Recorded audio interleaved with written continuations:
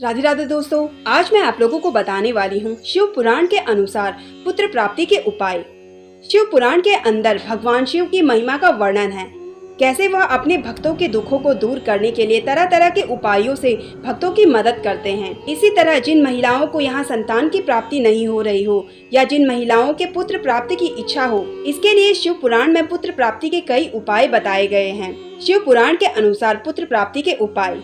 जिन दंपतियों को कई उपाय करने के बाद भी पुत्र की प्राप्ति नहीं हो पा रही है, तो उन्हें एक बार शिव पुराण के अनुसार पुत्र प्राप्ति के उपायों को अपनाकर देखना चाहिए। धर्मशास्त्र में शिव पुराण के अनुसार पुत्र प्राप्ति के घरेलू उपाय भी बताए गए हैं। इन उपायों से संतान प्राप्ति की संभावनाएं काफी बढ़ जाती है। संतान प्राप्ति की संभावना बढ़ाने वाले उपायों का भी संतान में विचार किया जाता है। ये है कुछ खास उपाय। धतूरे के बीज से शिव पूजन करें। शिव पुराण के अनुसार यदि भगवान शिव की पूजा में धतूरे का फूल चढ़ाकर पूजा किया जाए और पुत्र प्राप्ति की कामना शिव के सामने रखी जाए, तो दंपति को सुंदर पुत्र की प्राप्ति होती है। आप जिस किसी भी प्रकार से भगवान शिव की बड़ी श्रद्धा से पूजा करें, उस पूजा को करते रहें, लेकिन एक बात का ध्यान रखें, मांसाहार और बीड़ी, शराब, तंबाकू, सिगरेट और तामसिक चीजों का त्याग करना बेहद जरूरी है, क्योंकि यह नकारात्मक ऊर्जा को बढ़ाने का काम करती है।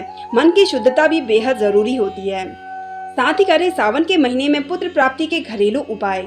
सावन का महीना भगवान शिव को समर्पित होता है।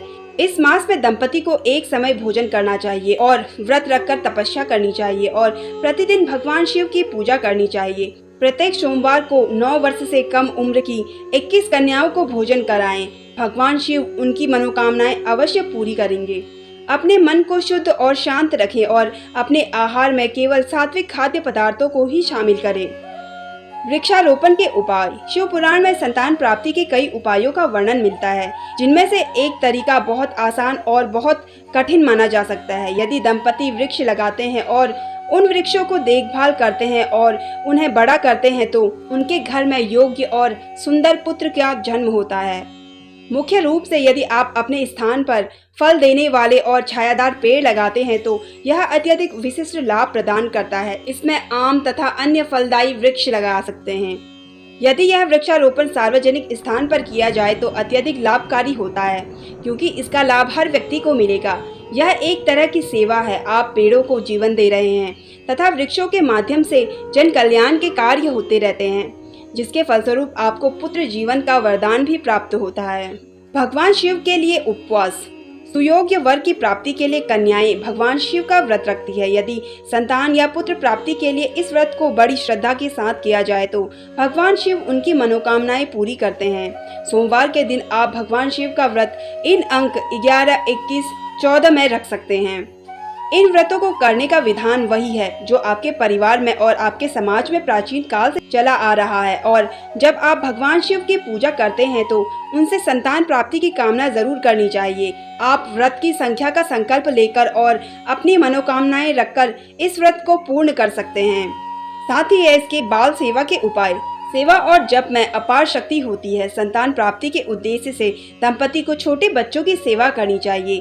इसके लिए आप कुछ छोटे बच्चों को भोजन की व्यवस्था देख सकते हैं या किसी परिवार के कुछ बच्चों को पढ़ाने का खर्च वहन कर सकते हैं जो अपने बच्चों को पढ़ाने में सक्षम नहीं है, या आप समय समय पर बच्चों को स्कूल में खिला सकते हैं। आप उनके लिए अध्ययन सामग्री या पोशाक आदि उपलब्ध करा सकते हैं।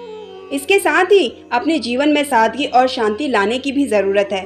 इस दौरान आपको किसी भी तरह के असामाजिक और शास्त्रीय विरोध काम करने से बचना होगा, बल्कि इन कामों से हमेशा दूर ही रहना चाहिए। आपको प्रतिदिन भगवान शिव की पूजा करनी चाहिए। आप प्रतिदिन भगवान शिव से संबंधित किसी भी स्त्रोत का पाठ कर सकते हैं या सोमवार के दिन भी इसका पाठ कर सकते हैं। सात्विक जीवन जिए, सात्विक भोजन करें, आपकी मनोकामना अवश्य पूरी होगी। तो दोस्तों, ये थे कुछ खास उपाय। कैसी लगे आपको कमेंट करके ज़रूर बताइए, और अगर आप मेरे चैनल पर नए हैं तो मेरे चैनल को सब्सक्राइब कर लीजिए। धन्यवाद।